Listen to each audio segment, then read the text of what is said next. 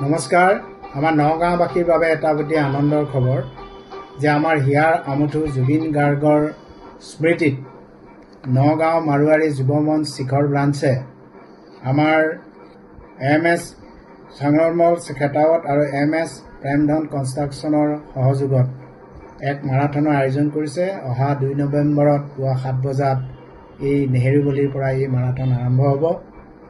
বিনামূলীয়া ৰেজিষ্ট্ৰেশ্যন, বয়স খালি আপোনালোকৰ 15 বছৰ ওপৰ হ'ব লাগিব, কোনো ৰেজিষ্ট্ৰেশ্যন নালাগে।